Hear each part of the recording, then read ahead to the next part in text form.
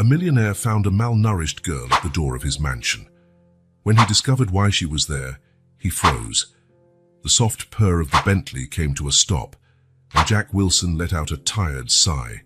His eyes, marked by deep lines, took in the imposing mansion before him. The entry lights switched on automatically, bathing the stone pathway in a golden glow. "Finally home," he murmured to himself, straightening his expensive tie and grabbing his leather briefcase. The driver had already removed the luggage from the trunk, placing it carefully beside the car. Jack nodded in thanks, dismissing him with a gesture. His footsteps echoed in the night silence as he climbed the marble steps, his mind still caught up in the contracts and business deals from his trip. That was when he tripped. Regaining his balance, Jack looked down, ready to curse whatever had interrupted his path. The words died in his throat. There, curled up on the steps of his front door, was a little girl. Her small body trembled slightly, even in the mild evening air. Tangled hair partially covered her face, but it did not conceal her sunken cheeks or the unhealthy pallor of her skin. Jack froze, his fingers clenching the handle of his briefcase involuntarily. His heart pounded, a mix of shock and confusion overwhelming him. What on earth was a child doing there, and in that condition? He looked around, searching for any sign of who might have left the girl. The street was deserted, with only the distant hum of traffic breaking the silence. Unsure, Jack approached. Should he call the police? Wake the child? His instinct told him not to get involved, to just go inside and let someone else deal with it in the morning. But something stopped him. Slowly, he crouched down, extending a hesitant hand.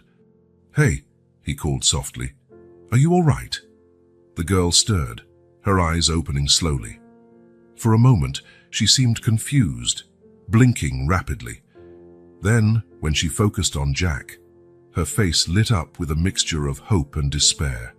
"Please," she whispered, her voice hoarse and weak. "Please help."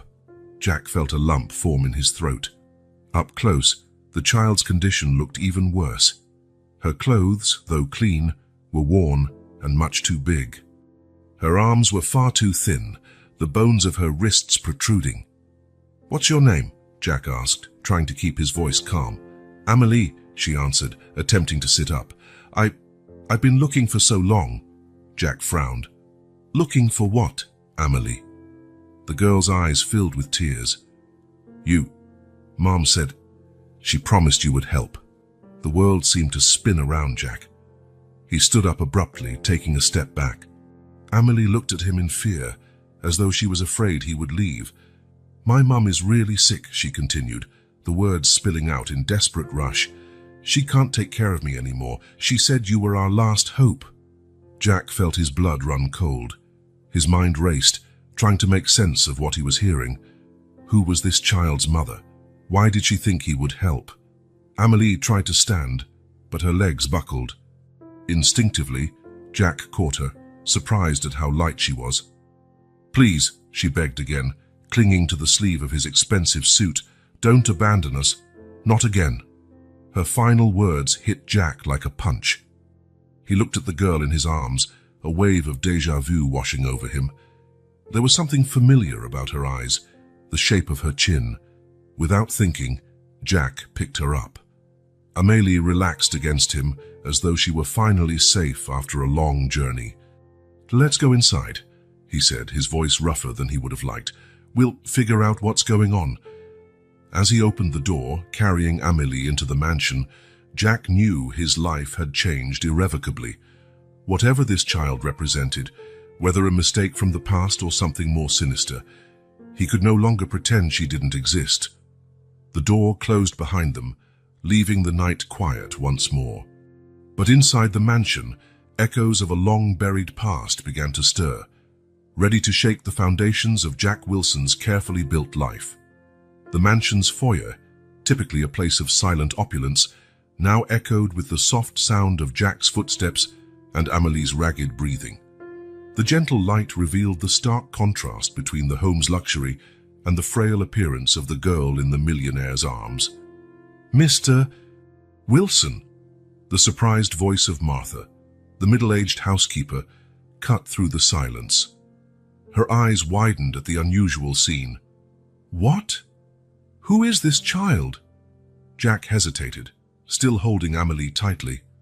Martha, please prepare the guest room on the ground floor and bring something light to eat if you could. Martha frowned, her expression a mix of concern and disapproval. Sir, with all due respect, I don't think it's wise to bring a stranger into the house. Maybe we should call the authorities. No. The exclamation came from Amélie, her voice weak but determined. She clung more tightly to Jack, as though afraid she might be torn away from him at any moment. Jack felt something twist inside him. The girl's reaction, so visceral and desperate, caught him off guard. He looked at Martha, his voice firm when he spoke. We're doing this my way, for now. Please, do what I asked. Martha hesitated for a moment, but her years of loyal service prevailed. With a reluctant nod, she left to carry out her orders. Jack carried Amélie into the living room, gently setting her down on one of the leather sofas. Under the brighter lights, the girl's condition was even more alarming. Her eyes, large and expressive, seemed out of proportion to her thin face. Amélie, Jack began, sitting across from her. I need you to tell me exactly why you came here. Who is your mother? How does she know me? The girl bit her lip, her fingers nervously playing with the hem of her worn-out t-shirt. Mom, she's really sick. She can't work anymore. We lost our home. Tears began to form in her eyes. She said you were our last hope, that you made a promise a long time ago. Jack felt his heart speed up. A promise. He searched his memory, trying to recall anything that might explain this surreal situation. What's your mother's name, Amélie? He asked gently. Marie, she replied. Marie Dubois. The name hit Jack like a bolt of lightning. Fragmented images flooded his mind. A radiant smile, laughter in a park, whispered promises under the stars. Marie, how could he have forgotten? At that moment, Martha returned with a tray holding a light soup and some slices of bread. The room is ready, Mr. Wilson, she informed him, placing the tray on the coffee table. Her gaze flickered between Jack and Amélie, clearly curious, but she remained respectfully silent. Thank you, Martha. You can leave for the evening. Once they were alone again, Jack encouraged Amélie to eat. He watched with a mix of fascination and horror as the girl devoured the meal, as though she hadn't eaten in days. Amélie, he said softly once she had finished, how did you find me? The girl set the spoon down, her eyes meeting Jack's. Mom had an old photo. Your name was written on the back. I searched online. I found news about you, about this house. She paused, swallowing hard. It took me days to get here. I was scared it wouldn't be the right place. Jack felt a wave of admiration for this child's determination. At the same time, an unsettling feeling settled in his stomach. How desperate must her situation have been for Marie to send her daughter on such a dangerous journey. Where is your mother now, Amélie? In the hospital, she whispered, tears finally falling. She was so weak when I left. I promised I'd find help. Jack stood abruptly, walking over to the window. His reflection stared back, a man torn between a past he'd tried to bury and a present demanding a decision. He turned twice, looking at Amélie. There was something about her, maybe the tilt of her nose, the set of her eyes, that felt strangely familiar. A connection he couldn't explain, but felt deep in his bones. Let's rest tonight, he finally decided. Tomorrow, we'll go see your mother. The relief on Amélie's face was palpable. She stood up, wobbling slightly, and to Jack's surprise, she hugged him. Thank you, she murmured against his chest. Mom was right about you. Jack stiffened for a moment, unused to such a display of affection. Slowly, his arms came around the girl, feeling her frailty, her warmth. As he guided her to the guest room, Jack knew he was venturing into unknown territory. His meticulously ordered life was about to be turned upside down, but looking at Amélie, seeing the trust and hope in her eyes, he realized there was no turning back. Whatever the truth behind Amélie's story, whatever his connection to Marie, Jack knew he couldn't walk away. Not again. Lying in his own bed that night, sleep eluded him. His thoughts were flooded with long-suppressed memories and unanswered questions. But one thing was certain. Tomorrow would mark the start of a journey that would change his life forever. The sun had barely risen when Jack woke, the events of the previous night still fresh in his mind. He dressed quickly, eager to check on Amélie. As he approached the guest room, he heard muffled sounds of distress. Opening the door gently, Jack found Amélie thrashing in bed, muttering unintelligible words. Her face was contorted in anguish. "No, please, Mom," she moaned, still trapped in her nightmare. Jack approached hesitantly, unsure how to comfort the girl. Gently, he placed a hand on her shoulder. "Amélie, it's all right. You're safe." The girl's eyes flew open, wide and disoriented. For a moment, she didn't seem to recognize where she was. Then, when she focused on Jack, tears streamed down her cheeks. "I dreamed. Mom was calling me," she sobbed. "And there was a man. He was supposed to help, but he kept turning his back." Jack felt a lump form in his throat. The dream's description was disturbingly familiar, echoing his own past actions. Swallowing hard, he sat on the edge of the bed. "It was just a nightmare, Amélie," he said softly. "I'm here now, and we're going to help your mum. I promise." The girl nodded, wiping her tears with the back of her hands. Again, Jack noticed how frail she looked, her cheeks sunken, dark circles under her eyes telling a story of deprivation. "Let's have breakfast," he suggested, trying to keep his voice light. "Then I have a friend who's a doctor. I'd like her to take a look at you if that's okay." Amélie agreed quietly, following Jack to the kitchen. While she eagerly ate the breakfast Martha prepared, Jack stepped away to make a call. "Sarah, it's Jack. I need a big favor." An hour later, Dr. Sarah Thompson arrived at the mansion. She was a middle-aged woman with sharp eyes behind thin-framed glasses. Her expression was a mix of concern and curiosity as Jack led her to Amélie. "Jack here, what's going on?" she asked in a low voice. "You call me urgently asking for discretion, and now I see a child in clear need of medical care in your house." Jack sighed, running a hand through his grey hair. "It's a long story, Sarah. Please examine her first. I promise I'll explain everything afterward." Sarah nodded. Years of friendship with Jack giving her enough confidence to hold off on questions. She approached Amélie with a gentle smile. "Hello, Amélie. I'm Dr. Sarah.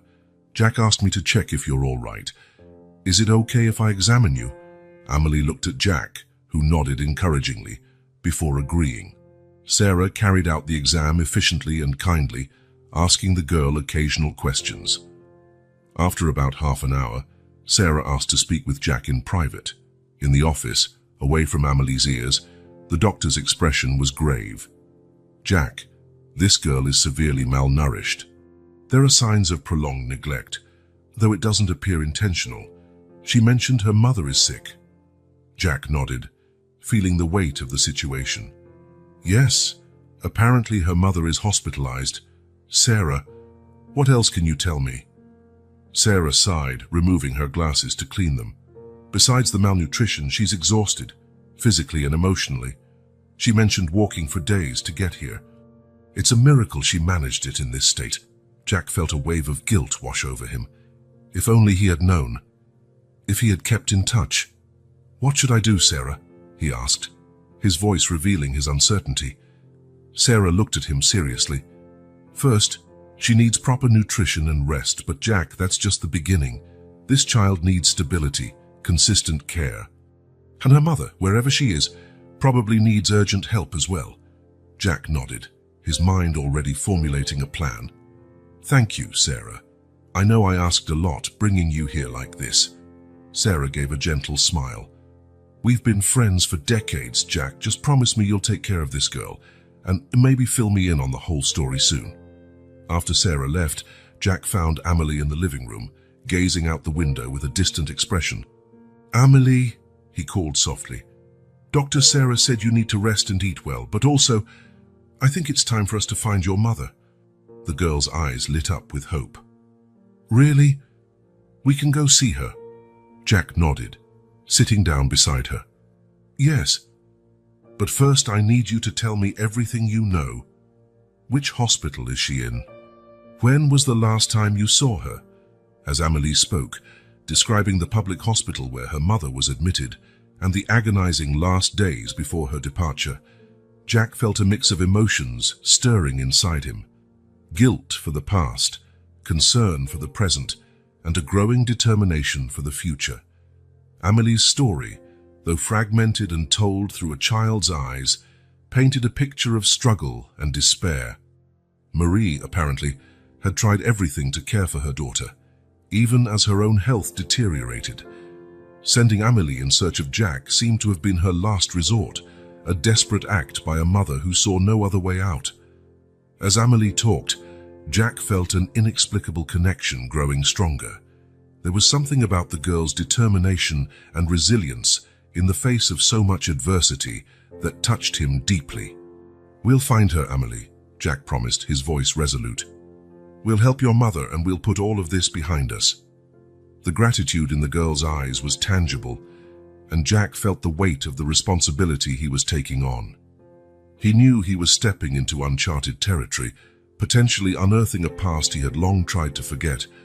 But looking at Amélie, seeing the hope and trust in her eyes, Jack knew there was no turning back.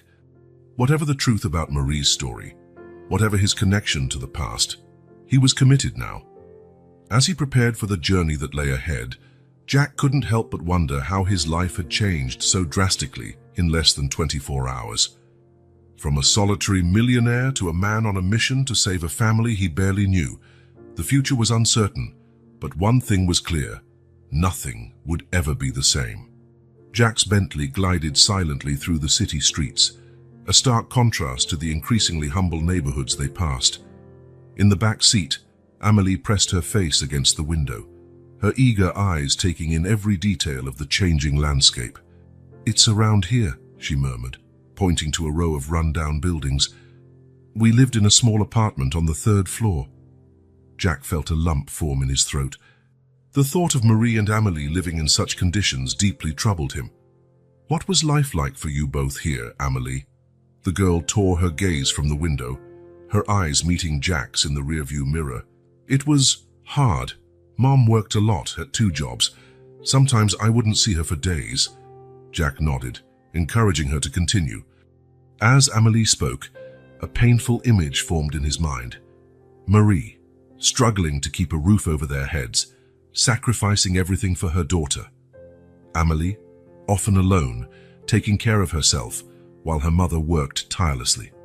"When Mom got sick," Amélie continued, her voice trembling slightly, "everything got even harder. She couldn't work anymore.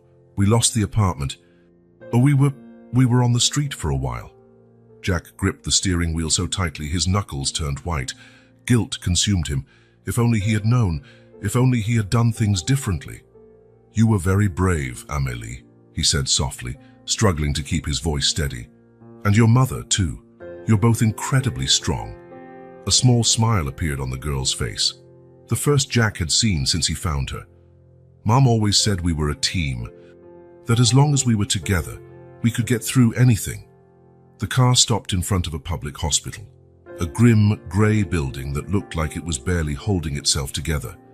Jack noticed the line of people at the entrance, many appearing as desperate as Amélie had been the previous night. "It's here," Amélie said, her voice a mix of anxiety and hope. They entered the hospital, assaulted by the smell of antiseptic mixed with something less pleasant.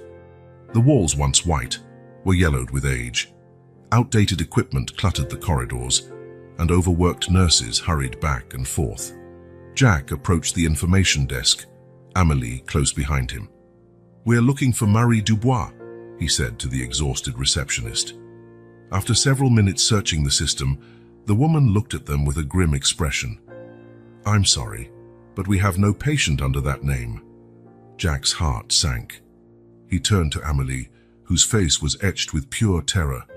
No, she has to be here," the girl exclaimed, tears forming in her eyes. Jack knelt beside her, placing his hands on her shoulders. "Calm down, Amélie. We'll figure out what happened. Maybe she was transferred or—" "Wait," the receptionist interrupted, her eyes narrowing in concentration. "We did have an unidentified patient admitted about a week ago. She was unconscious and had no documents." "Could it be—" Amélie gasped, clutching Jack's suit jacket. "It could be her. Please, can we see her?" After a few more questions and a brief discussion with a resident doctor, they were taken to a crowded ward. Jack's heart clenched at the sight. Beds placed too close together, clearly outdated equipment, and a visibly overworked medical staff. And there, in a bed in the corner, was Marie. Jack felt like he'd been punched in the gut. Even after all these years, he recognized her instantly. Her face was pale and gaunt, tubes and wires connected to her fragile body, but it was undoubtedly her. "Mom!" Amélie cried, running to the bedside. She took Marie's hand, tears streaming freely down her face. Jack stood motionless for a moment, overwhelmed by a storm of emotions: guilt, shock, sadness, and fierce determination all mixed together. The resident doctor approached, his expression grave. "She's in a medically induced coma. Her condition is stable but critical. Unfortunately, we don't have the resources needed for proper treatment." Those words snapped Jack out of his stupor. He turned to the doctor, his voice carrying the authority of a man who'd run a successful company for years. "I want her transferred immediately to St. Thomas University Hospital. I'll cover all the costs." The doctor blinked in surprise. "Sir, a transfer like that requires—" "Make it happen," Jack interrupted, leaving no room for argument. He pulled out his phone, making a quick call. "Sarah, I need your help again. I'm transferring a patient to St. Thomas. I want you to lead the case personally." In the hours that followed, Jack orchestrated an operation that left the public hospital staff astonished. A state-of-the-art ambulance arrived, accompanied by a specialized medical team. Marie was carefully prepped for transfer, with Amélie refusing to leave her side. As he watched Marie being loaded into the ambulance, Jack felt the weight of his past actions and the responsibility of his current decisions. He looked at Amélie, who held her mother's hand tightly, and made a silent promise. "I won't fail you again," he murmured to himself. The convoy set off towards St. Thomas University Hospital, leaving behind a changed Jack. He knew this was only the beginning of a journey that would forever alter his life. The questions about his past with Marie, an uncertain future, and the implications of his actions hovered over him. But looking at Amélie, seeing the renewed hope in her eyes, Jack knew he had made the right choice. Whatever challenge lay ahead, he would face it. For Marie, for Amélie, and for the redemption he never knew he needed. St. Thomas University Hospital was a world apart from the public facility they had left behind. Wide, well-lit hallways, cutting-edge equipment, and attentive medical staff created an atmosphere of efficiency and hope. Jack and Amélie followed closely behind the gurney carrying Marie, their footsteps echoing in the immaculate floors. Dr. Sarah Thompson met them at the entrance to the intensive care unit, her face reflecting professional concern and personal curiosity. "Jack," she greeted him with a short nod before turning to the patient. "We'll take her for tests right away. Please wait in the waiting room. I promise I'll update you as soon as possible." Amélie was reluctant to release her mother's hand, her large eyes pleading with Jack. He knelt beside her, placing a gentle hand on her shoulder. "It's okay, Amélie. Dr. Sarah is the best. She'll take good care of your mother. Let's let them work now, all right?" With a final look at Marie, Amélie nodded, allowing Jack to guide her to the waiting room. The following hours were a torturous mix of silence and anxiety. Jack watched Amélie, who alternated between quiet contemplation and bursts of anxious questions about her mother's condition. Finally, after what felt like an eternity, Sarah reappeared. Her face was serious, but not grim. "She's stable," Sarah began, sitting across from them. The coma was induced to allow her body to recover from a severe infection, worsened by malnutrition and exhaustion. "We're treating the infection aggressively and providing proper nutrition," With the right care, we hope to bring her out of the coma in a few days. Jack let out a breath he hadn't realized he'd been holding. Beside him, Amélie sobbed with relief. "Can we see her?" the girl asked, her voice small but hopeful. Sarah nodded with a gentle smile. "Yes, but only for a few minutes. She needs absolute rest." They followed Sarah to Marie's room. The contrast with the previous hospital was striking. Here, Marie had a private room, surrounded by modern equipment silently monitoring her vital signs. Amélie ran straight to the bedside, holding her mother's hand carefully. Jack, on the other hand, stood frozen at the door. Seeing Marie in such a vulnerable, fragile state brought forth a flood of memories he had long buried. Her face, though thinner and marked by time, still held traces of the young woman he had once loved. "Jack," Sarah's voice pulled him from his thoughts. "Are you all right?" He nodded mechanically, unable to put the turmoil he felt into words. Sarah gave him a penetrating look before turning back to Amélie, gently explaining the tubes and machines. Minutes passed, and soon it was time to let Marie rest. As they prepared to leave, something unexpected happened. Marie's eyes opened slowly. The room fell silent for a moment, broken only by the constant beeping of the monitors. Amélie was the first to react. "Mom!" she cried, tears of joy streaming down her face. Marie blinked in confusion, her unfocused eyes roaming the room until they landed on her daughter. A faint smile appeared on her lips, and she weakly squeezed Amélie's hand. Then her gaze moved on, finding Jack. Recognition was instant and shocking. Marie's eyes widened, a mixture of surprise, confusion, relief, and something deeper, more complex. "Jack?" Her voice was barely a hoarse whisper, but it carried the weight of years of unspoken history.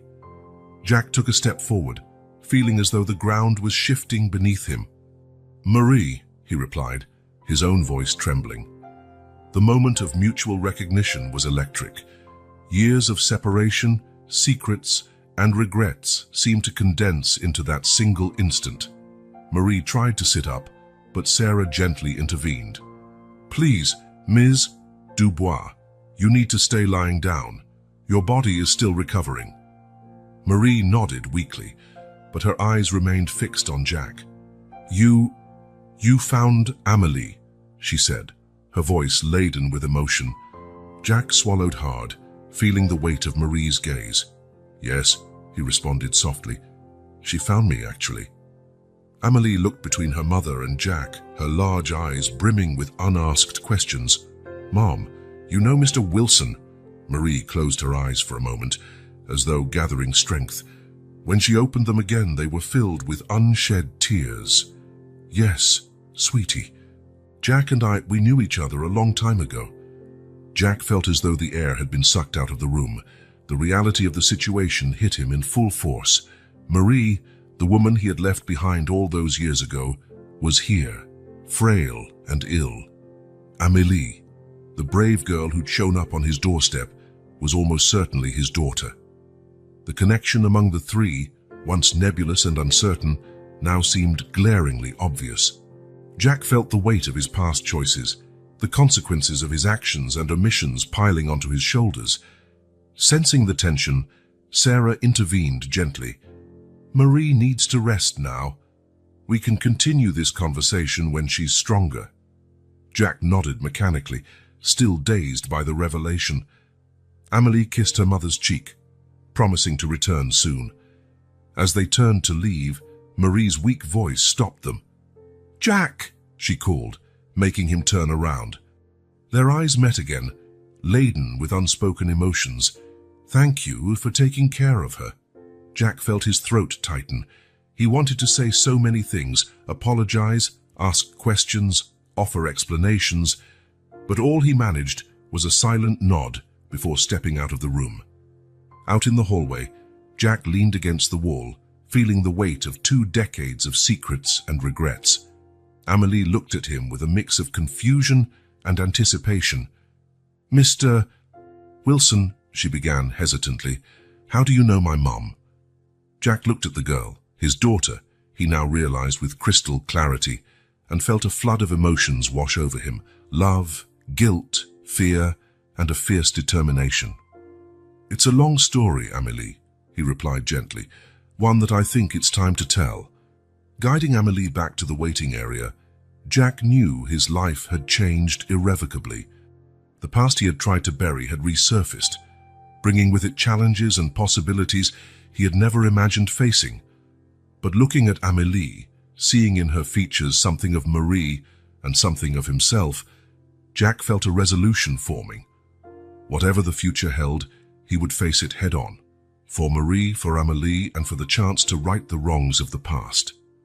The days that followed the revelation were an emotional roller coaster for everyone involved. Jack swung between moments of euphoria at interacting with Amélie and periods of deep guilt and anxiety. Marie, still recovering in the hospital, watched the growing bond between father and daughter with a mixture of relief and apprehension. Amélie, for her part, seemed to float in a state of confusion and hope. She bombarded Jack with questions about his life, his experiences, eager to fill the void left by years of absent fatherhood. It was one quiet afternoon, with the autumn sun filtering through the blinds of Marie's hospital room, that she finally felt strong enough to face the truth they had buried for so long. "I think it's time we talked," she said softly, her gaze shifting between Jack and Amélie. Jack nodded, feeling his heart race. He pulled a chair closer to the bed, with Amélie perched on the edge of the mattress, her eyes big with curiosity and apprehension. Marie took a deep breath, as though summoning courage. "Amélie, sweetie, do you remember the stories I told you about how I met your father?" The girl nodded slowly. "You said he was a brilliant student, and you two fell in love one summer." A sad smile crossed Marie's lips. "Yes, that's true, but there's more to that story." She looked at Jack, her eyes filled with unspoken emotions. "Jack and I met 20 years ago, in a small coastal town." As Marie spoke, memories flooded Jack's mind, as vivid as if they had happened yesterday. Flashback. The sun was setting over the ocean, painting the sky in shades of gold and pink. Jack, then 22, walked along the beach, his thoughts focused on the bright future awaiting him. He had just graduated with honors and had a promising job offer in a big city. That was when he saw her. Marie sat on the sand, absent-mindedly drawing with a stick. Her dark hair danced in the sea breeze, and when she looked up, meeting Jack's eyes, time seemed to stop. "Hi," he said, suddenly feeling strangely nervous. Her smile lit up her entire face. "Hello." That simple greeting was the start of a magical summer. Jack and Marie were inseparable, spending their days exploring the town and their nights talking under the stars. He talked about his ambitious dreams, and she shared her passion for art and her vision of a fairer world. "We'll change the world together," Jack promised one night, holding Marie's hands. "You with your art, me with my business. We'll be unstoppable." Marie laughed, the sound sweeter than anything Jack had ever heard. "All I need is you, Jack. The rest is a bonus." But as the summer drew to a close, reality began to assert itself. Jack had his career waiting, and Marie was determined to finish her art studies. "We can make it work," Marie insisted, tears in her eyes. "True love overcomes distance, doesn't it?" Jack wanted to believe it. He wanted it with all his heart. But the fear of commitment and anxiety about his future ate away at his resolve. On his last night before leaving, Jack made a choice that would haunt him for the next 20 years. Without saying goodbye, without an explanation, he left, leaving only a vague note about going our separate ways. End of flashback. "I was devastated," Marie continued, her voice quivering slightly. "I couldn't understand how something so special could end so abruptly." Jack lowered his head, shame consuming him. "I was a coward," he admitted, his voice hoarse with emotion. "I was so afraid of failing, of not being good enough for you, that I thought it would be easier to cut all ties." Amélie listened, her eyes wide, trying to process this new reality. "But what about my father?" she asked, her voice small and confused. Marie reached out, gently caressing her daughter's face. "Sweetheart, a few weeks after Jack left, I found out I was pregnant." The silence that followed was deafening. Jack felt as if the ground had disappeared beneath him. All the puzzle pieces finally clicked into place, revealing an image he should have seen long ago. You're my father?" Amelie asked, her voice barely above a whisper. Jack looked at Marie, seeking confirmation. She nodded slowly. "I tried to find you, Jack," she said, "but you had disappeared. You changed numbers, addresses. It was as if you had evaporated." Guilt hit Jack like a freight train. He recalled how he obsessively threw himself into work, moving from city to city, climbing the corporate ladder. Anything to escape the memories, the regret. I had no idea," he stammered, the words seeming so inadequate for the magnitude of the situation. Amelie glanced from her mother to Jack, tears filling her eyes. "Why didn't you ever tell me?" she asked Marie. Marie sighed deeply. "At first, it hurt too much. Then, well, I wanted to protect you. I didn't want you to feel abandoned or unloved." Jack felt his heart break at those words. The thought that his daughter, might feel that way because of his actions was unbearable. "Amelie," he said softly, extending a hesitant hand toward the girl. "I know this is a shock for all of us, but I want you to know, if I had known, if I'd had even the slightest idea." Words failed him, and he felt hot tears rolling down his cheeks. Years of repressed emotion, regrets and lost possibilities flooded him. Amelie looked at him, her eyes, so much like his, he now realized, filled with confusion and hurt. But there was something else there too, a spark of hope, perhaps. Do you want to be my dad now?" she asked timidly. The question struck Jack like lightning. It was a second chance he had never dreamed of having, an opportunity to correct the greatest mistake of his life. "More than anything in the world," he answered, his voice choked with emotion. Marie watched the scene, tears in her eyes, a complex mix of emotions crossing her face. There was pain, but also relief, as though a weight she had carried for 2 decades was finally being shared. "We have a lot to talk about," she said softly, "a lot to work through. But maybe we can start again." Jack nodded, feeling a fierce determination grow inside him. "I promise," he said, looking into Marie's eyes and then Amelie's. "I'll do everything I can to make up for lost time, to be the father and partner you both deserve." Amelie, after a moment's hesitation, moved closer to Jack. He opened his arms, and she allowed herself to be hugged, sobbing softly against his chest. In that moment, enfolded in the embrace of his newly discovered daughter, with Marie watching them with a mixture of hope and caution, Jack knew his life had changed forever. The road ahead would be hard, filled with painful conversations and complicated adjustments, but for the first time in 20 years, he felt truly alive. The emptiness he had carried for so long began to fill with something precious, the chance to love and be loved, to be part of a family. And he silently vowed that this time he wouldn't run. This time he would stay and fight for what truly mattered. The days that followed the revelation were a roller coaster of emotions for everyone involved. Jack swung between moments of joy during his time with Amelie and periods of profound guilt and anxiety. Marie, still recuperating in the hospital, watched the father-daughter relationship grow with both relief and apprehension. Amelie seemed both hopeful and overwhelmed, firing questions at Jack about his life, eager to fill the void of years without a father figure. During one of these Q&A sessions, Jack's doubts began to gnaw at him. Seated by Marie's hospital bed, with Amelie between them, he couldn't help noticing the physical resemblance between mother and daughter. But what about him? Were there any of his traits in her? Uncertainty consumed him. What if there was a mistake? What if, for some reason, he wasn't really Amelie's father?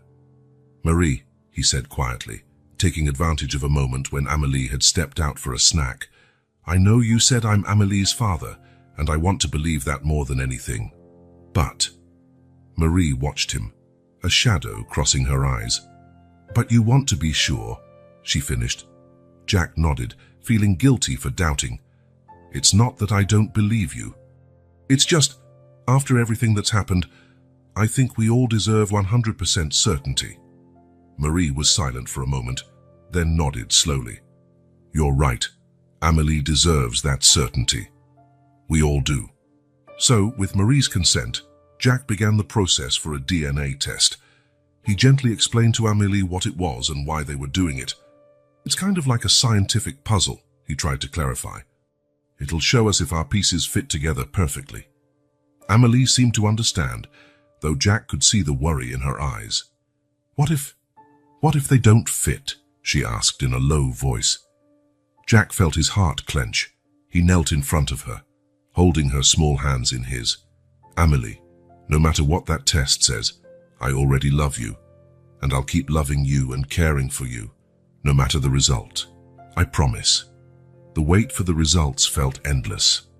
Jack found himself constantly studying Amélie, looking for similarities, the shape of her eyes, the curve of her nose, her smile. He oscillated between moments of absolute certainty and corrosive doubt. Marie watched him with a blend of understanding and concern. Jack, she said one evening when they were alone, I know you're anxious, but you need to understand, no matter what happens, Amélie needs you now. She's clung to the idea of having a father. Jack nodded, feeling the weight of responsibility. I know, and I promise, Marie, I won't disappear again. Never. Finally, after what felt like an eternity, the envelope with the results arrived. Jack held it in his trembling hands, feeling as though he were about to open Pandora's box. He gathered Marie and Amélie in the hospital room. The air was charged with tension and expectation. Is everyone ready? He asked, his voice steadier than he felt inside. Marie nodded, holding Amélie's hand. The girl stared at the envelope, her large eyes filled with both hope and fear. With a deep breath, Jack opened the envelope and unfolded the paper. His eyes skimmed the technical details until they landed on the conclusion. The world seemed to stand still for a moment. Positive, he whispered, his voice thick with emotion. 99.99% probability of paternity.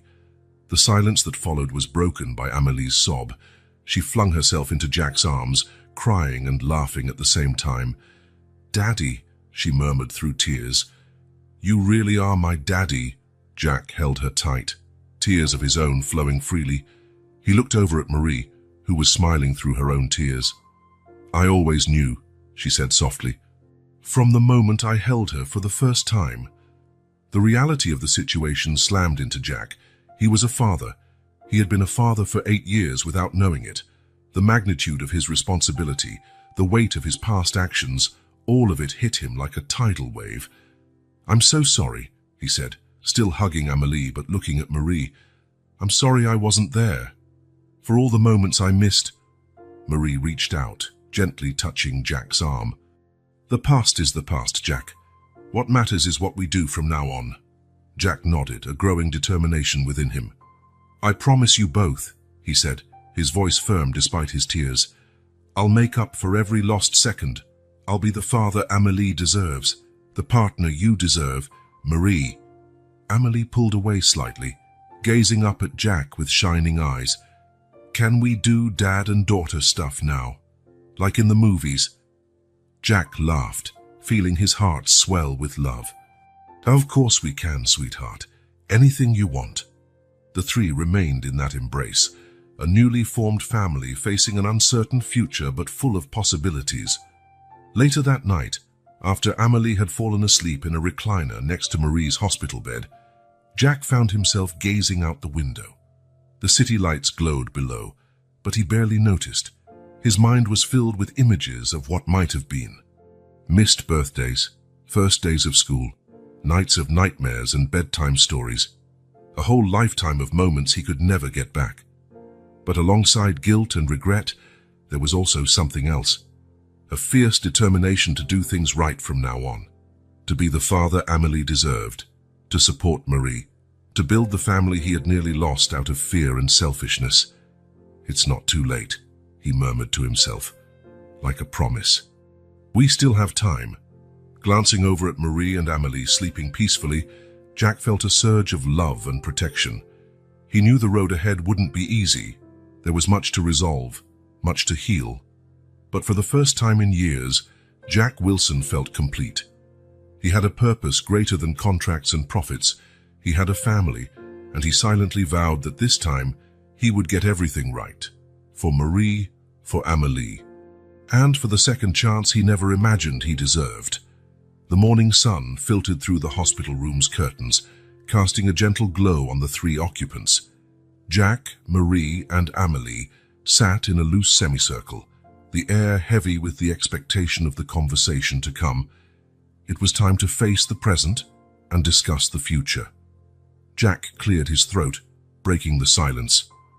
"I think we have a lot to talk about," he began, his gaze shifting between Marie and Amélie. Marie nodded, adjusting herself on the hospital bed. "Yes, we do. Amélie, sweetie, is there anything you'd like to ask? Either of me or your dad?"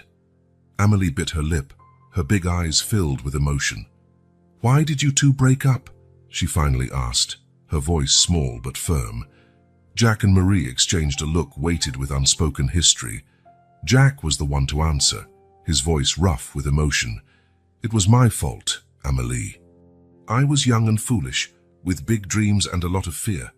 I thought I had to choose between my career and love. I made the wrong choice." Marie reached out, gently touching Jack's arm.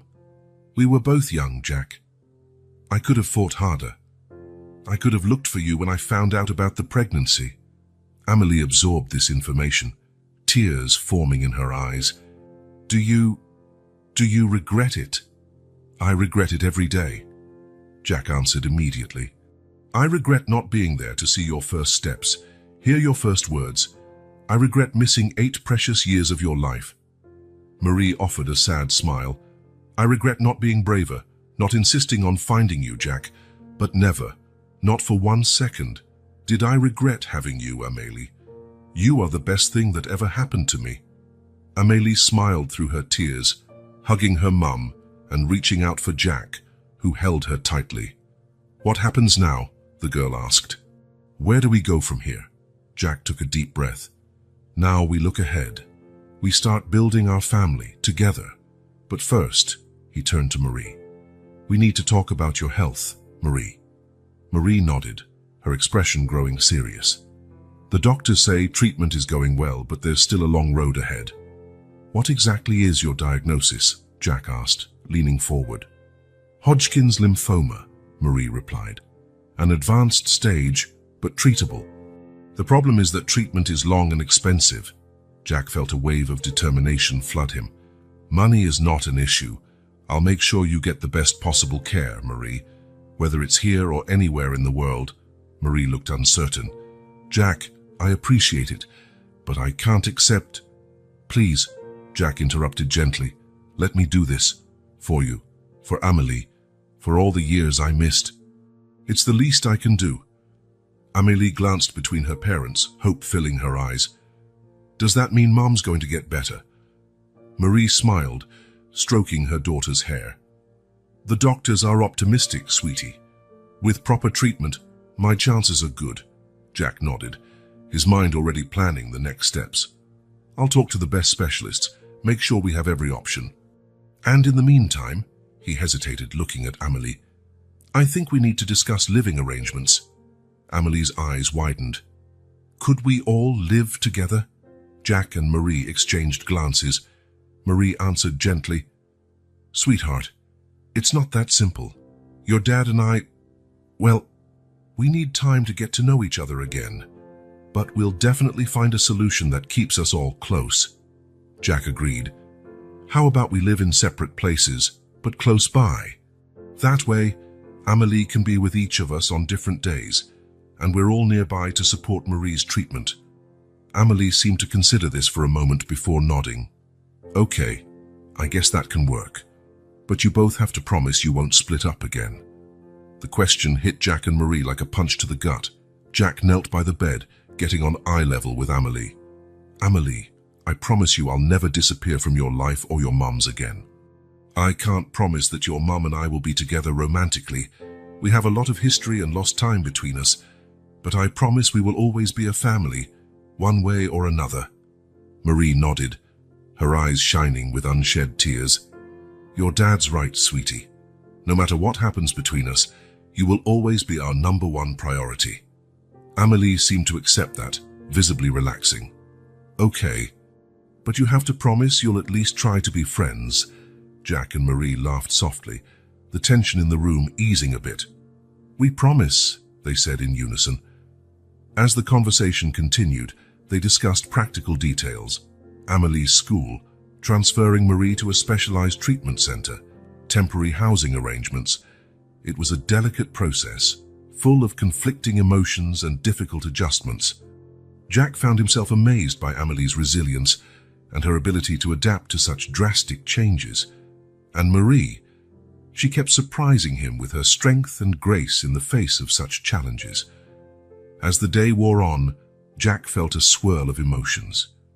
There was guilt for the past and what Marie and Amélie had endured, but there was also hope. Hope for a future together, for a chance to right his past wrongs. When it was finally time to leave, Jack found himself reluctant to exit Marie's hospital room. Amélie hugged him tightly, and he felt his heart surge with love. I'll be back tomorrow, I promise, he said, kissing the top of his daughter's head. Turning to Marie, he hesitated for a moment before leaning in and softly kissing her cheek. Thank you, he murmured, for being so strong, for raising our daughter so wonderfully. I promise I'll do everything I can to help you both from now on. Marie smiled, her eyes reflecting a mix of emotions. Thank you for coming back to us, Jack, even if it took a while. Leaving the hospital that night, Jack felt as though he was stepping into a new chapter of his life. The path ahead would be challenging, filled with obstacles and difficult moments. But for the first time in years, he felt truly alive, genuinely motivated. He had a family to care for, mistakes to correct, and a future to build. And Jack Wilson was determined to do it right this time. The sun had barely risen when Jack was awakened by the insistent ringing of his phone. Still groggy, he answered, only to be barraged by the frantic voice of his press officer. Mr. Wilson, we have a problem. The story leaked. Within hours, Jack's private life became national news. Tycoon discovers lost daughter. Secret romance of businessman Jack Wilson revealed, screamed the headlines on every newsstand and website. Surrounded by a crowd of reporters at the hospital entrance, Jack struggled to maintain composure. Please respect our privacy at this delicate time, he repeated, trying to push through. Inside Marie's room, the atmosphere was tense. Amélie watched anxiously out the window at the frenzy outside. Why are there so many people here, Dad? She asked, her voice trembling. Jack sighed, drawing the curtains. Some people think our story is interesting, sweetheart, but don't worry, I'm going to protect you. Marie watched the scene, concern and guilt in her expression. Jack, I'm sorry. I never imagined this would cause so much uproar. He turned to her, offering a tired smile. It's not your fault, Marie. We'll get through this together. In the days that followed, Jack juggled carefully managed interviews, negotiations with his company's board, and most importantly, time with his new family. Every free moment was devoted to Amélie and Marie. One afternoon, while Jack was on the phone discussing PR strategies, Amélie gently interrupted him. Dad, she said, tugging on his sleeve. Mom's sad. I think she needs you now. Jack looked at his daughter, surprised by her perceptiveness. He ended the call quickly and followed Amélie to Marie's room. Marie sat on the bed, silent tears rolling down her cheeks. Sorry, she murmured when she saw them. I guess the stress finally got to me. Jack sat beside her, hesitant at first before taking her hand. Hey, we're in this together, remember? You don't have to be strong all the time. Amélie climbed onto the bed, hugging both parents. We're a family now, she declared with a child's simple wisdom. Families help each other. In that moment, something changed. The tension between Jack and Marie began to ease, replaced by a mutual understanding and a shared goal, caring for Amélie. Over the following weeks, Jack began to overhaul his life completely. He delegated more responsibilities at work, refused business trips, and made the hospital his second home. One day, while he was helping Amélie with her homework in Marie's room, Jack realized he was smiling genuinely for the first time in years. Work, once his sole focus, now seemed secondary compared to these moments with his daughter and Marie. "You know," he said, looking at Marie, "I think I finally understand what you meant that summer about what really matters in life." Marie smiled, her eyes shining with a mix of surprise and affection. "Better late than never, Jack Wilson." Amelie glanced between her parents, a mischievous grin on her face. "You two are being silly again," she declared, making them all laugh. Still, not every moment was joyful. Adjusting to their new family dynamic brought challenges. Jack, used to having complete control over his life, now had to learn co-parenting and how to handle a child's emotional needs. One evening, after a frustrating disagreement with Marie about Amelie's education, Jack retreated to the hospital cafeteria. To his surprise, Amelie followed him. "Dad," she said, sitting beside him, "did you and Mom fight again?" Jack sighed. "Not exactly, sweetheart. Sometimes adults disagree about things." Amelie nodded wisely. "Like when my best friend and I argue about which color is best. Purple is obviously the best, but she insists it's blue." Jack couldn't help but laugh. "Something like that, yes." "Well," Amelie continued, "when that happens, our teacher makes us sit down and talk. Maybe you and Mom should try that." Jack looked at his daughter, marveling at her simple wisdom. "You know what? I think you're absolutely right." Following Amelie's advice, Jack and Marie began having regular conversations, openly discussing their fears, expectations, and hopes for the future. Slowly, they started rebuilding trust and understanding. As days turned into weeks, a new routine emerged. Jack split his time between work, the hospital, and the apartment he had rented nearby to stay close to Amelie and Marie. Mornings were spent taking Amelie to school, afternoons visiting the hospital and helping with homework, and nights in honest conversations with Marie once Amelie fell asleep. One day, while watching Amelie peacefully nap on the hospital room sofa, Jack turned to Marie. "Thank you," he said softly. Marie tilted her head, curious. "For what?" "For not giving up. For raising our daughter so wonderfully. For giving me a second chance." Marie smiled, unshed tears glinting in her eyes. "Thank you for coming back, Jack. For being here now." In that moment, looking at Marie and his daughter sleeping, Jack felt a peace he had never experienced before. The challenges were still many. Marie's health, Amelie's adaptation, the adjustments in his own life. But for the first time, he did not feel alone in facing them. They were a family now. Imperfect, in progress, but a family. And together, Jack knew they could face anything the future held. Dr. Sarah Thompson's office was steeped in tense silence. Jack and Marie sat side by side, their hands unconsciously intertwined, as the doctor explained the results of Marie's latest tests. "The conventional treatment isn't having the effect we hoped," Sarah said, her professional tone hiding the worry in her eyes. "But there is one option we can consider." Jack leaned forward, his voice tight. "What option?" Sarah opened a folder on her desk. "There's an experimental treatment that's shown promising results in cases like Marie's. It's a combination of advanced immunotherapy and a new targeted drug." Marie squeezed Jack's hand. "But?" she asked, sensing there was more. Sarah sighed. "But it's extremely expensive and not covered by any insurance yet. Also, because it's experimental, there are significant risks." Jack felt his heart pound. "How much?" "The full course of treatment would cost around $2 million, Sarah replied, watching their reaction carefully. Marie gasped, letting go of Jack's hand. "That's impossible. We can't even consider that." Jack was already doing mental calculations.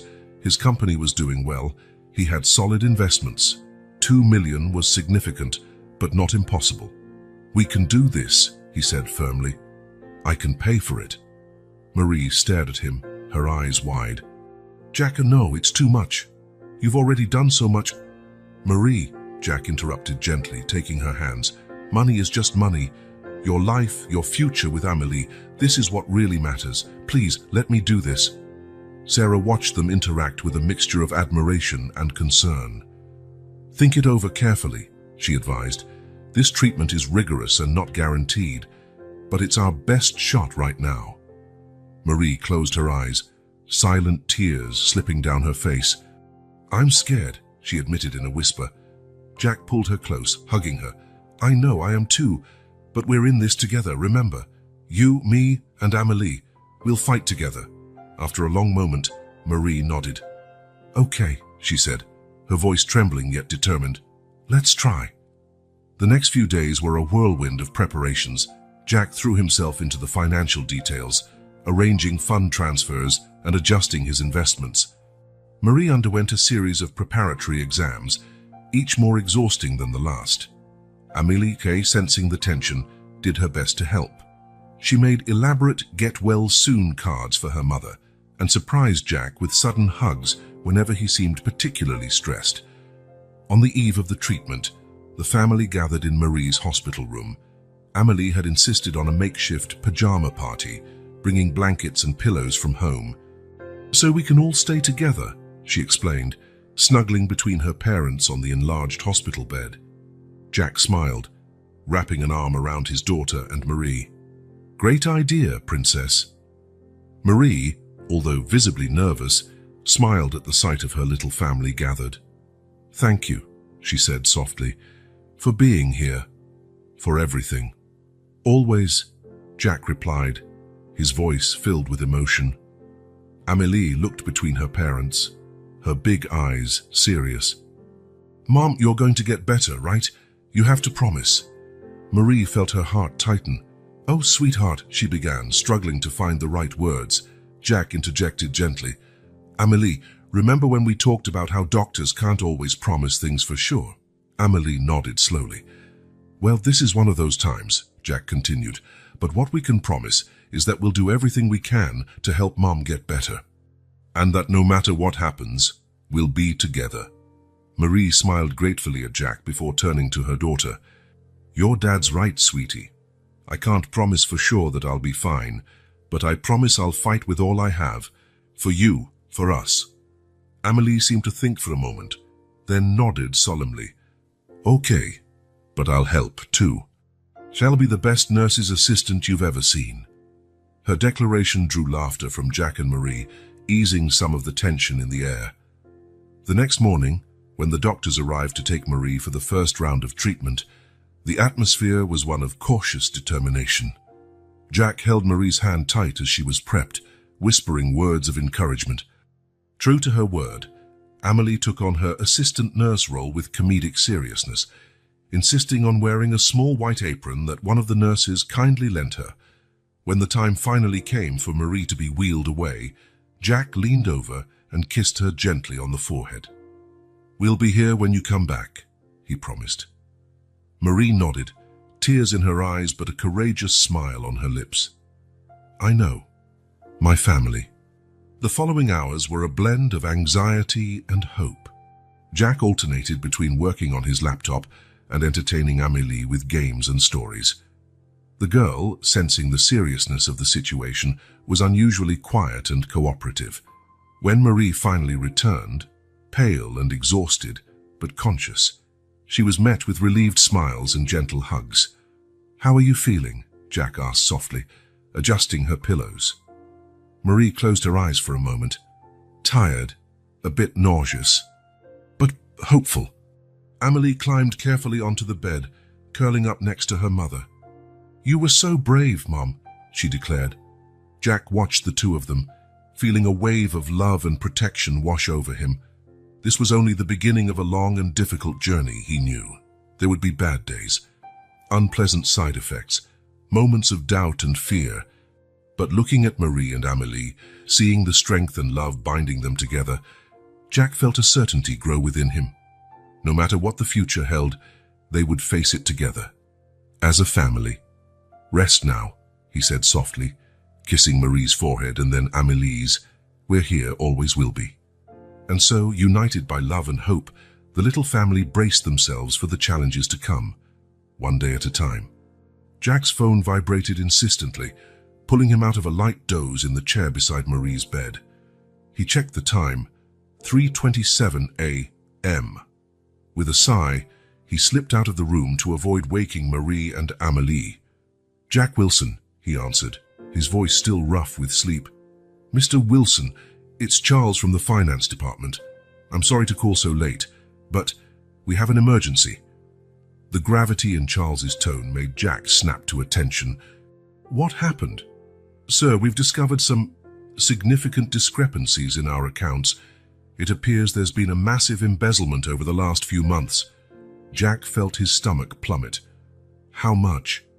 Charles's answer hit like a punch to the gut. Hundreds of millions of dollars gone. The company Jack had built over decades was on the verge of collapse. The following hours blurred into frantic phone calls, emergency video conferences, and a growing sense of despair.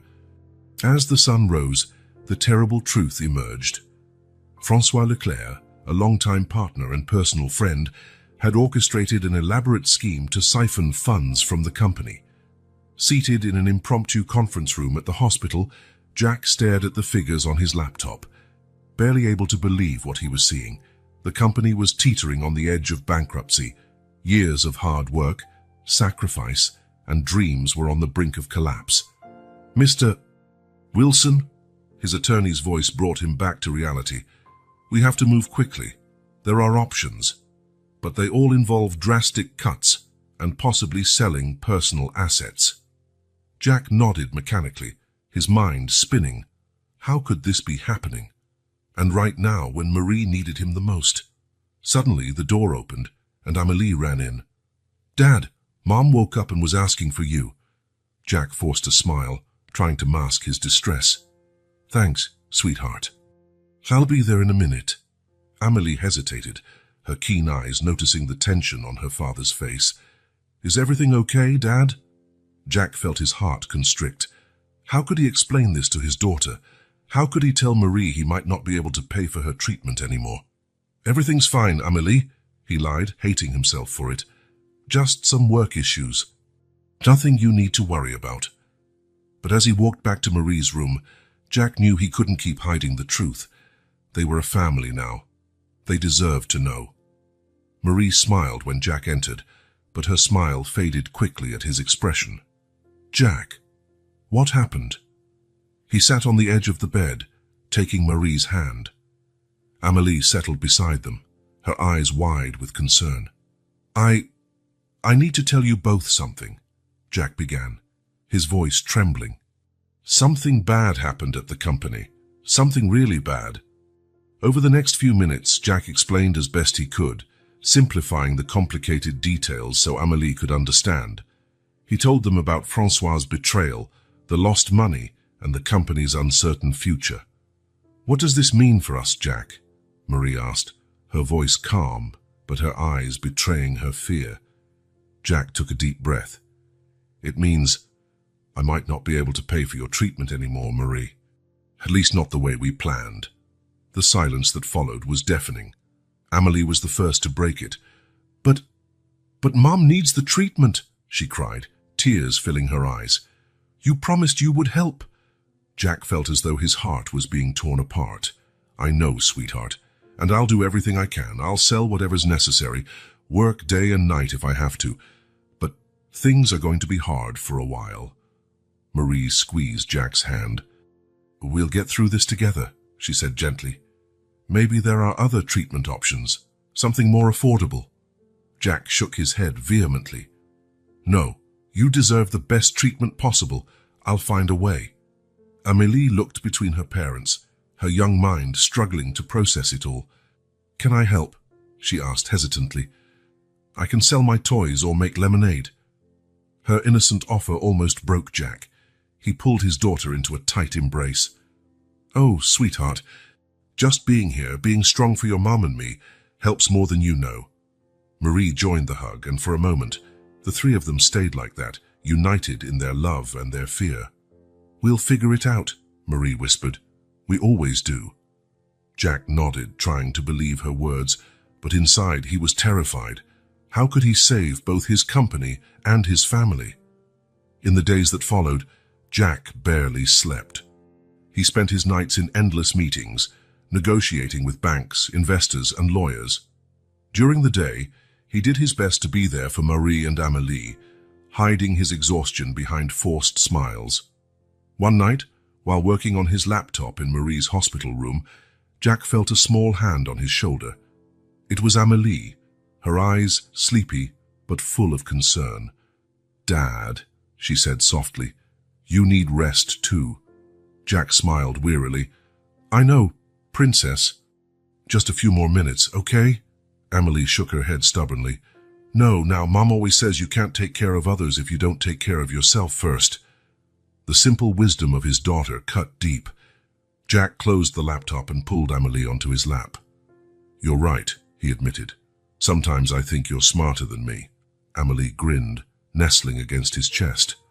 "That's because I have the best teachers." In that moment, gazing at his daughter and at Marie sleeping peacefully, Jack felt a renewed determination. Yes, the situation was dire. Yes, the future was uncertain. But he had something priceless to fight for now. Something far more precious than any business or fortune. He had a family. And for them, he would face any challenge, overcome any obstacle. "We'll pull through," he whispered, more to himself than to Amélie. "Somehow, we'll make it." And for the first time in days, Jack allowed himself to believe that maybe, just maybe, everything would be all right in the end. Morning sunlight filtered through the hospital room curtains, lighting up the determined yet weary faces of Jack, Marie, and Amélie. Today, they would discuss the options for tackling the financial crisis threatening not only Jack's company, but also Marie's treatment. Jack took a deep breath, ready to explain how dire things were. To his surprise, Marie spoke first. "Jack," she began, her voice gentle but firm, "we've thought a lot about this. Amélie and I have been talking, and we want you to know we're here for you, the same way you've been here for us." Amélie nodded vigorously. "Yeah, Dad, we're a team, remember?" Jack felt a knot form in his throat. I don't know what to say." "You shouldn't have to worry about this, especially you, Marie. You need to focus on getting better." Marie reached out, taking Jack's hand. "We're a family now. One person's worries are everyone's worries. And together, we're stronger." Amélie hopped off her chair, pulling out a notepad and pencil.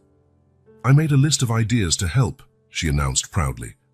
Jack couldn't help but smile as his 8-year-old daughter began reading her list, which included everything from selling lemonade in front of the hospital to having a talent show to raise funds. "Those are wonderful ideas, sweetheart," Jack said, pulling Amélie into a hug. "And they show exactly the spirit we need right now." Marie smiled, watching father and daughter. "Amélie's right, Jack. We need to think creatively. Maybe we can't solve everything with lemonade, but together we can definitely come up with solutions." In the days that followed, the hospital room became a makeshift headquarters. Jack brought in a whiteboard where they mapped out ideas and strategies. Marie, though tired from treatment, offered valuable insights from her experience in small business management. Amélie took on the role of morale booster, decorating the room with colorful posters of encouragement. One afternoon, while reviewing financial possibilities, Amélie had a surprising idea. "What if we sell some of your paintings, Mom?" she suggested. "You always said they were special." Marie and Jack exchanged startled looks. Marie had once been a promising artist before life took a different turn. "I'm not sure anyone would be interested in them now." Marie hesitated. Jack, however, saw the potential. "Actually, that could work. I have contacts in the art world. With the right story behind the paintings, we could generate interest." Amélie's suggestion turned out to be a turning point. Jack organized a benefit exhibition, sharing Marie's story and unveiling her long-forgotten artwork. The event not only raised significant funds, but also brought positive attention to the family's situation, contrasting the negative headlines about the financial scandal. Meanwhile, Jack fought the legal battle against François Leclerc. The lawsuit was grueling. with long hours of depositions and meetings with lawyers. But every time he returned, exhausted, to the hospital, he found renewed strength in his family's support. One particularly hard day, after a tense court session, Jack walked back into Marie's room to find her sitting up in bed, a radiant smile on her face. "Jack, Amélie," she called excitedly. "Come see this." She lifted a lock of her hair, which had begun to grow back after months of chemotherapy. "It's coming back," she said, tears of joy filling her eyes. Amélie squealed with delight, racing to hug her mother. Jack felt as though a weight had been lifted from his shoulders. It was a small sign, but loaded with hope. "The doctors say the latest tests look promising," Marie continued. "The treatment is working better than expected." Jack joined the hug, overcome by a wave of emotion. In the midst of all the chaos and uncertainty, here was a ray of light, proof that not all was lost. "See, Dad," Amélie said, looking at Jack with sparkling eyes. "Everything's going to be fine. We're fighters." Jack laughed, ruffling his daughter's hair. "Yes, we are. Especially you, my little warrior." Marie's improvement seemed to infuse everyone with renewed energy. Jack attacked the company's problems with vigor. He negotiated deals, restructured departments, and, with the help of loyal employees, slowly began to rebuild what François had destroyed. The final confrontation with François came a few weeks later. In court, Jack faced his former friend and partner, his voice steady as he detailed the betrayal and its impact. "What you did didn't just affect me or the company," Jack declared. "It affected countless families, including mine. But you know what, François? You didn't break us. You made us stronger." As François was taken into custody, Jack felt a mix of sadness and relief. It marked the end of a painful chapter, but also the start of something new. Returning to the hospital that evening, Jack found Marie out of bed for the first time in weeks, sitting in a chair with Amélie by her side, both drawing together. "How did it go?" Marie asked softly. Jack sat beside them, exhausted yet at peace. "It's over. François will face the consequences of his actions, and we have a long road ahead, but we're on the right path." Amélie held up her drawing, showing 4 stick figures holding hands. "Look, Dad, it's us." Jack examined the drawing, noticing a 4th figure alongside him, Marie and Amélie. "Who's that, sweetheart?" Amélie smiled shyly. "It's the baby we might have one day. You know, when Mom gets better and you two get married." Jack and Marie exchanged surprised glances, then burst into laughter, the first carefree laugh in months. "Well," Jack said, pulling Marie and Amélie close, "you never know what the future holds. But one thing's for sure. As long as we're together, we can face anything." Marie nodded, resting her head on Jack's shoulder. "United in adversity," she murmured. "And in joy," Jack finished. Amélie beamed, nestling between her parents. "And forever," she added. As the little family remained entwined, Jack reflected on the incredible journey they had taken. Out of their darkest moments had come a beacon of hope, an unbreakable bond forged through challenges and unconditional love. The future was still uncertain, with many obstacles left to overcome. But Jack knew that, with Marie and Amélie by his side, there was nothing they couldn't face. Together, they were stronger than any adversity life could throw at them. The autumn sun bathed Jack Wilson's mansion in a golden light, reflecting off freshly cleaned windows and illuminating the meticulously landscaped garden. A year had passed since that fateful night when a small girl appeared on his doorstep, forever altering the course of 3 lives. Jack straightened his tie, looking at himself in the foyer mirror. He barely recognized the man looking back. His eyes, once tired and empty, now shone with purpose and joy. The worry lines on his face had softened, replaced by laugh lines. "Dad, are you ready?" Amelie's excited voice echoed through the house. Jack smiled, turning to see his daughter descending the stairs, a light blue dress swaying around her. Her hair, now longer, was done up in an elaborate braid. "Almost ready, Princess," he replied, amazed by how much she had grown and blossomed in the past year. Marie appeared behind her, radiant in an emerald green dress that highlighted her eyes. Her hair, fully regrown, fell in soft waves over her shoulders. Most importantly, there was a healthy color in her cheeks and a vibrancy Jack once feared he'd never see again.